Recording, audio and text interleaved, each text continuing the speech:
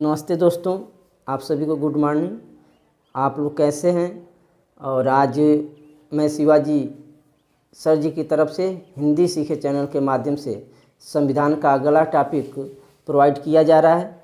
तो अभी तक जो टॉपिक चला, जो संविधान के बारे में चला, जिन लोगों ने अच्छे ढंग से या पीछे के वीडियो नहीं देखे हैं अच्छी तरह से देख लें, क्योंकि अगर आगे जो भी वीडियो प्रोवाइड हो रहा है तो उससे पहले भी हमने एकदम शुरुआती से संविधान सभा से लेकर संविधान के बारे में बताने की कोशिश की है। ठीक, तो आज का जो टॉपिक है, कल आप पढ़े थे स्वतंत्रता का अधिकार। स्वतंत्रता का अधिकार, ठीक, जो अनुच्छेद 19 से 22 तक था।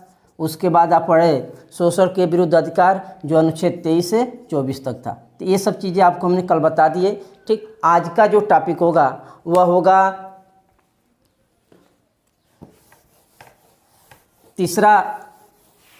चौथा जो मूल अधिकार, धार्मिक स्वतंत्रता। धार्मिक स्वतंत्रता, ठीक, जो अनुच्छेद 25 से 28 तक वर्णित है। यानी अनुच्छेद 25 से 28 तक धार्मिक स्वतंत्रता के बारे में बताया गया है। यानी भारत के लोगों को धर्म से संबंधित किन किन प्रकारों से स्वतंत्रता मिलती है उसके बारे में बताया गया है। ठीक, जो अनुच्छेद 25 से 28 तक है, बेहद इंपॉर्टेंट है। मैं एकदम टॉपिक टू टॉपिक बताना चाहूँगा, जो परीक्षा के दृष्टिकोण से बेहद इंपॉर्टेंट है। तो अनुच्छेद 25 क्या कहता है कि धार्मिक संबंधी या धर्म से संबंधित अंतःकरण की स्वतंत्रता। ठीक, यानी कहने का मतलब है कि आप किसी भी धर्म के व्यक्ति हो भारत में, यानी अनुच्छेद 25 क्या कहता है कि भारत में किसी भी धर्म का व्यक्ति हो, वह अपने धर्म को किसी भी तरीके से मनाने के लिए, सेलिब्रेट करने के लिए स्वतंत्र है। चाहे प्रचार करके मनाए, चाहे हल्ला करके मनाए, या कहीं एक स्थान पर एकांत में बैठकर मनाए। जिस तरीके से आप अपने धर्म को मनाना चाहते हैं उस तरीके से आप स्वतंत्र हैं। ये अनुच्छेद 25(1) कहता है। ठीक, और इसी में 25(2) जो है, 25(2) ये कहता है कि यदि ज़रूरत पड़ती है, यानी आप मान लीजिए आपके धर्म के द्वारा कहीं स्वास्थ्य से संबंधित, सदाचार से संबंधित, लोक व्यवस्था से संबंधित तथ्यों पर उल्लंघन किया जा रहा होगा, तो राज्य से या राज्य के द्वारा उस पर नियम कानून बनाए जा सकते हैं। ठीक, जैसे मान लीजिए अभी हाल ही में लाउड स्पीकर, एक पेपर में एक हाईकोर्ट के द्वारा आदेश आया था कि अब मंदिर और मस्जिदों से लाउड स्पीकर हट जाएंगे। उस पर यही था कि ध्वनि के, यानी इन ध्वनि विस्तारक यंत्रों के माध्यम से ध्वनि प्रदूषण हो रहा था, उसको लेकर हाईकोर्ट ने आदेश किया था कि इनको हटाया जा सकता है। यानी कहीं ना कहीं ये जो लोक व्यवस्था है या स्वास्थ्य से संबंधित या सदाचार से संबंधित, अगर धर्म से कुछ विभेद पैदा होने लगते हैं तो उस स्थिति में राज्य के द्वारा धर्म से विपरीत नियम कानून बनाए जाते हैं। लेकिन सबसे इम्पॉर्टेंट क्वेश्चन मैं बताना चाहूँगा, जो MTS के एग्जामों में एक बार पूछा था कि सिख धर्म के लोग जो कृपाण धारण करते हैं किस अनुच्छेद के तहत, तो मैं बताना चाहूँगा कि सिख लोग जो कृपाण धारण करते हैं वह अनुच्छेद 25 के तहत ही उनको स्वतंत्रता दी गई है। सिखों को जो कृपाण धारण करने की स्वतंत्रता दी गई है वह अनुच्छेद 25 के तहत, क्योंकि अनुच्छेद 25 एक आता है कि धर्म से संबंधित अंतःकरण प्रचार करने या अबाध रूप से मनाने की स्वतंत्रता दी जाती है, यानी अनुच्छेद 25। इसके बाद जो अनुच्छेद आता है वो होता है 26। ठीक, तो अनुच्छेद 26 क्या कहता है? तो अनुच्छेद 26 एक आता है कि धार्मिक कार्यों के प्रबंधन के संबंध में। ठीक, यानी कहने का मतलब है कि अनुच्छेद 26 धार्मिक कार्यों का प्रबंधन की स्वतंत्रता। बेहद इंपॉर्टेंट क्वेश्चन। ठीक, यानी अनुच्छेद 26 ये कहता है कि यदि कोई व्यक्ति, ध्यान दीजिएगा, किसी व्यक्ति के द्वारा किसी भी धर्म का प्रबंधन नहीं किया जाएगा, मैनेजमेंट नहीं किया जाएगा। मेरे कहने का मतलब यह है कि यदि कोई धार्मिक धर्म से संबंधित कोई संस्था है, जैसे रामकृष्ण मिशन जिसकी एक संस्था है जिसकी स्थापना स्वामी विवेकानंद के द्वारा किया गया था, ठीक, उस संस्था के द्वारा धर्म से संबंधित कुछ प्रबंधन किया जा सकता है, न कि कोई एक व्यक्ति करेगा, ठीक। यानी धर्म से, धार्मिक कार्यों से संबंधित अगर कोई प्रबंधन करना है तो कोई व्यक्ति नहीं करेगा, कोई धार्मिक संस्था ही कर सकती है। ये अनुच्छेद 26 कहता है, ठीक। उसके बाद अनुच्छेद 27 देख लेते हैं। अनुच्छेद 27, तो अनुच्छेद 27 क्या कहता है? तो अनुच्छेद 27 ये कहता है कि धार्मिक अभिवृद्धि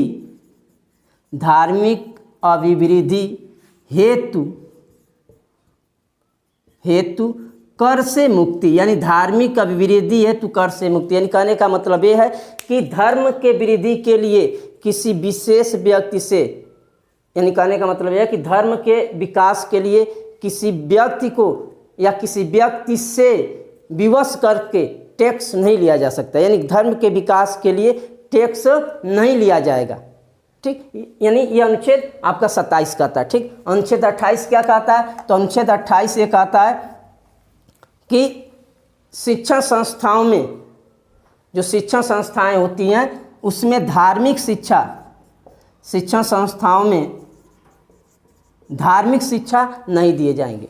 यानी कहने का मतलब यह है कि अनुच्छेद 28 ये कहता है कि शिक्षण संस्थाओं में धर्म से संबंधित शिक्षा नहीं दिया जाएगा, ये अनुच्छेद 28 कहता है, ठीक। आगे आते हैं, यानी ये आपका रहा अनुच्छेद 25 से 28 तक, ठीक, जिसमें बेहद आसान तरीके से हमने बताने की कोशिश की, ठीक। अगला जो आपका टॉपिक होगा वह होगा शिक्षा और अगला जो मूल अधिकार है, शिक्षा और संस्कृति संबंधी स्वतंत्रताएं। शिक्षा और संस्कृति संबंधी स्वतंत्रता का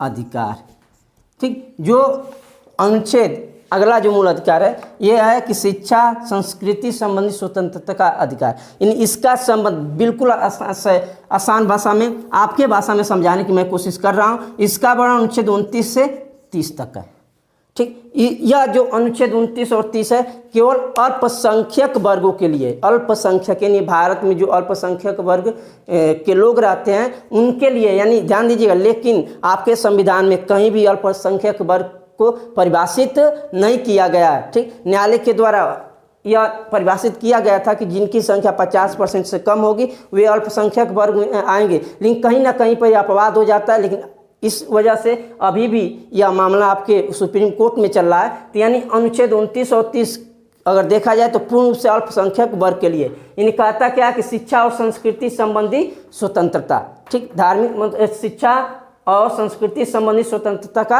अधिकार, ठीक। इसमें अनुच्छेद 29 क्या कहता है, ध्यान दीजिएगा। अनुच्छेद 29 ये कहता है कि किसी भी अल्पसंख्यक वर्ग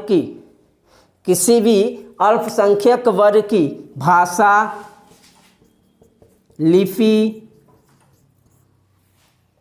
किसी भी अल्पसंख्यक वर्ग की भाषा, लिपि, संस्कृति को बनाए रखा जाएगा। यानी अनुच्छेद 29 ये कहता है कि किसी वर्ग का, अल्पसंख्यक वर्ग का यदि कोई व्यक्ति है तो उसका भाषा, लिपि और संस्कृति जो है उसको बनाए रखा जाएगा, उसके साथ कोई भेदभाव नहीं किया जाएगा, ठीक। अनुच्छेद 30 जो है यह ये कहता है कि अल्पसंख्यक संबंधी, यानी अल्पसंख्यक वर्गों से संबंधित शिक्षण संस्थाओं की स्थापित करने का अधिकार, यानी अल्पसंख्यक संबंधित वर्गों से शिक्षण संस्थाओं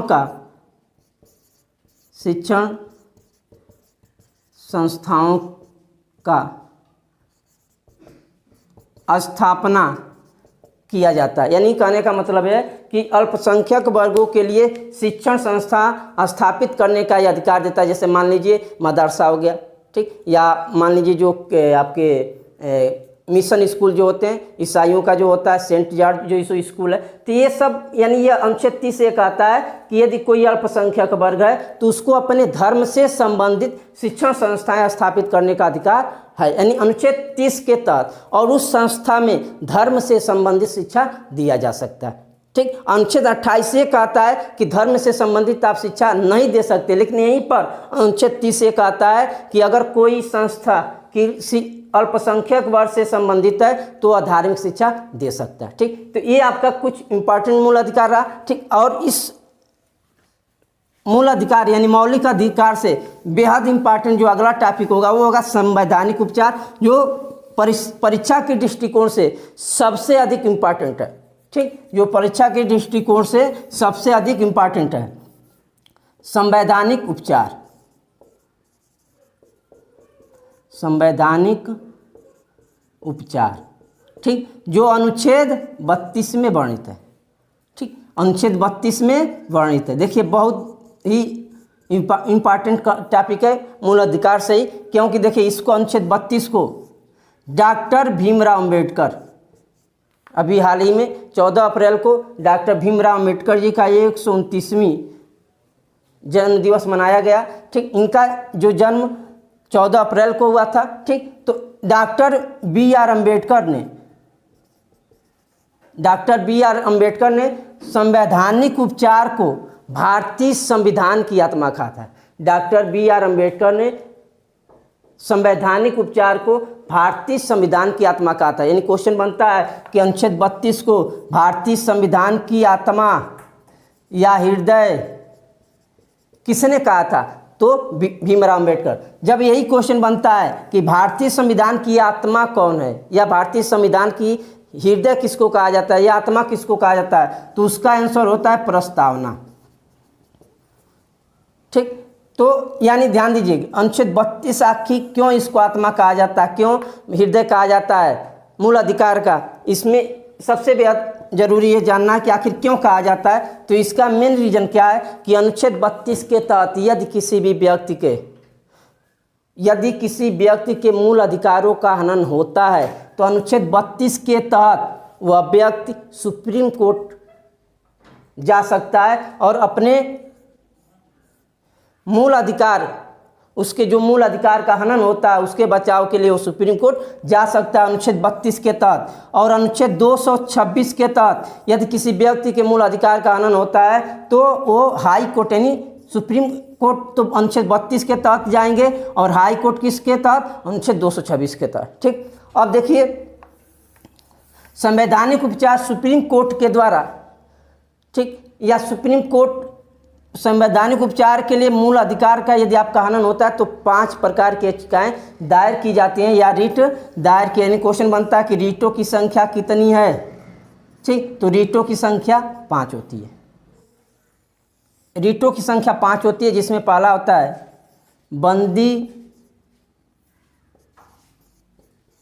प्रत्यक्षीकरण, दूसरा होता है परमादेश, तीसरा होता है प्रतिषेध, चौथा होता है उत्प्रेषण और 5वां होता है अधिकार परीक्षा। ठीक, यानी कहने का मतलब है यदि किसी व्यक्ति के मूल अधिकारों का हनन होता है तो वह इन सुप्रीम कोर्ट में इन 5 तरीकों से याचिका दायर कर सकता है, रिट दायर कर सकता है, जिसमें पहला क्या कहता है कि बंदी प्रत्यक्षीकरण। ठीक, बंदी प्रत्यक्षीकरण क्या होता है कि यदि किसी व्यक्ति को अवैध रूप से यानी वो अपराध किया नहीं है और उसको कैदी बना लिया जाए, गिरफ्तार कर लिया जाता है, तो इसके लिए वह न्यायालय में जा सकता है। ठीक, यानी और इसी के तहत जो मजिस्ट्रेट होता है वह 24 इसी के तहत जो मजिस्ट्रेट होता है वो 24 घंटे के अंदर किसी भी 24 घंटे के बाद या 24 घंटे के अंदर जो मजिस्ट्रेट के सामने कैदियों को या अपराधियों को पेश किया जाता है, इसी के वजह से किया जाता है ताकि उसके साथ कोई गलत व्यवहार तो नहीं हुआ। ठीक। उसके बाद उसमें वह जांच करता है, यदि वह अपराधी नहीं होता या नियमों का उल्लंघन नहीं किया होता है तो उसको अपराधी साबित नहीं किया जाता, यानी इस पहले के द्वारा। दूसरा कहता है कि परमादेश, इसको अगर जोड़ा दिया जाए, देखा जाए अगर इसका संधि विच्छेद करेंगे तो परम धन आदेश, ठीक। यानी यह एक ऐसा आदेश है जो कार्यपालिका को कहता है कि हम आपको आदेश देते हैं कि आपका जो कर्तव्य है उसका निर्वहन करें। यह एक ऐसा आदेश है जो कार्यपालिका को कहा जाता है कि यह आपका कर्तव्य यह है कि आपका जो कर्तव्य है उसको आप करें, इसको हम कहते हैं परमादेश। तीसरा जो होता है प्रतिषेध। प्रतिषेध का मतलब ये होता है कि यह न्यायालयों से संबंधित है, ठीक। यानी उच्च सुप्रीम कोर्ट, हाई कोर्ट या जो जिला न्यायालय, इनसे संबंधित, यानी न्यायालयों से संबंधित यह तथ्य है। इसमें क्या होता है कि मान लीजिए यदि कोई कोई कार्य चल रहा है, अब उस कार्य में यदि वो नियम से बाहर जा रहा है या अधिकार क्षेत्र से बाहर जा रहा है तो उसको न्यायालय द्वारा रोका जाता है, ठीक। और चौथा जो भी है ये भी आपका न्यायालय से ही संबंधित है, दोनों न्यायालय से संबंधित है। लेकिन ये जो है यह उन तथ्यों पर पुनर्विलोकन करने की शक्ति है, यानी मान लीजिए कि जो या जिस अधिकार से उस कार्य को रोके हैं उस पर यह पुनर्विलोकन कर सकता है, ठीक। अधिकार परीक्षा जो है यह ये कहता है कि आप बताइए, जैसे मान लीजिए कोई व्यक्ति गलत तरीके से या बिना योग्यता से किसी लोक पद पर चयन किया लिए गए, किसी सरकारी जॉब में उनका नियुक्ति हो गया, ठीक। और कहीं से पाया गया कि ये गलत तरीके से इनको नियुक्ति मिली है, तब न्यायालय पूछेगा कि आपकी क्या अधिकार है कि आप यहाँ पर कार्य कर रहे हैं, ठीक। अगर मान लीजिए उनकी योग्यताएं अगर सही साबित होती है तो कार्य करते हैं, अगर गलत साबित हो जाती है तो उनको हटा दिया जाता है। तो ये कुछ 5 प्रकार के एडिट से, पहला था बंदी प्रत्यक्षकरण, दूसरा परमादेश, तीसरा प्रतिषेध, चौथा उत्प्रेषण और 5वां था अधिकार परीक्षा, ठीक। यानी संवैधानिक उपचार की सर्वोच्च न्यायालय में 5 प्रकार के रिट दायर किए जाते हैं, ठीक। तो ये आपका मूल अधिकार का अंतिम संवैधानिक उपचार इन 6वां भाग रहा, ठीक। इसमें कुछ चीज़ें अभी इम्पॉर्टेंट है जिसको मैं बताना चाहूँगा। जैसे मान लीजिए अनुच्छेद 12, अनुच्छेद 12 क्या है इसको समझ लीजिएगा कि अनुच्छेद 12 जो हम पीछे छोड़ चुके थे उसको बताने का प्रयास कर रहे हैं।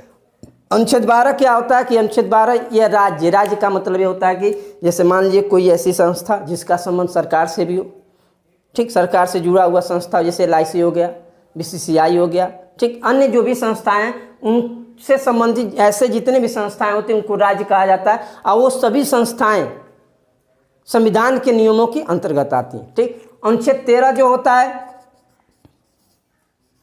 अनुच्छेद 13 जिसको इसी के तहत, अनुच्छेद 13 के तहत ही ये अधिकार दिया गया उच्चतम न्यायालय को कि आप मूल अधिकार से संबंधित यदि कोई गलत आदेश कर देते हैं तो उस पर आप पुनर्विलोकन कर सकते हैं। यानी कहने का मतलब उच्चतम न्यायालय को यह अधिकार देता है कि मूल अधिकार संबंधित पुनर्विलोकन की शक्ति, ठीक। इसी के तहत इसको उच्चतम न्यायालय ने मूल अधिकार का सजग प्रहरी कहा जाता है। यानी अनुच्छेद 13 को मूल अधिकार का क्या कहा जाता है? सजग प्रहरी। यानी क्वेश्चन बन सकता है कि किस अनुच्छेद को मूल अधिकार का सजग प्रहरी कहा जाता है? तो अनुच्छेद 13, ठीक। उसके बाद अनुच्छेद जो 35 है, अनुच्छेद 35 आपका यह कहता है कि मूल अधिकार से संबंधित विधि बनाने का अधिकार किसको है? तो संसद को है। विधि बनाने का अधिकार किसको है? संसद को है। तो इस तरह आप मूल अधिकार से संबंधित अनुच्छेदों को बेहतर तरीके से पढ़ें, ठीक। और हमारी इस वीडियो को अधिक से अधिक सब्सक्राइब कीजिए, लाइक कीजिए, कमेंट कीजिए और अपने दोस्तों के पास शेयर करने के लिए मत भूलिए, ठीक। कुछ मैं पुनः इसको एक्सप्लेन करना चाहूँगा कम मात्रा में, यानी कौन कौन सी तथ्य हैं अधिक इंपॉर्टेंट, उसको मैं पुनः रिवाइज करना चाहता हूँ। मैंने बताया था कि मूल संविधान में मूल अधिकारों की संख्या कितनी है? 7। वर्तमान में कितना हो गया? 6। 44वें संविधान संशोधन द्वारा जो एक मूल अधिकार था संपत्ति का अधिकार, उसको हटाया गया। यानी वर्तमान में जो मूल अधिकारों की संख्या 6 है, ठीक। इसमें मूल अधिकारों में कुल अनुच्छेद यानी अनुच्छेद 12 से लेकर 35 तक वर्णन है, जो भाग कितने में? तो 3 में, जो अमेरिका से लिया गया, ठीक। अनुच्छेद 14 क्या है? तो अनुच्छेद 14 से 18 समता या समानता का अधिकार, अनुच्छेद 19 से 22 स्वतंत्रता का अधिकार, अनुच्छेद 23 से 24 शोषण के विरुद्ध अधिकार, अनुच्छेद 25 से 28 धार्मिक स्वतंत्रता का अधिकार, अनुच्छेद 29 से 30 शिक्षा एवं संस्कृति संबंधी स्वतंत्रता का अधिकार। ठीक, उसके बाद अनुच्छेद 32 जो है वो धार्मिक स्वतंत्रता, ये संवैधानिक उपचार से संबंधित है। ठीक, तो ये आपका मूल अधिकार से संबंधित आपका कंसेप्ट के साथ कुछ चर्चाएं हुई। ठीक, आगे भी हमारा वीडियो जारी रहेगा। इसी के साथ आप सभी को पुनः आज के लिए इतना ही। ठीक, नमस्कार, धन्यवाद।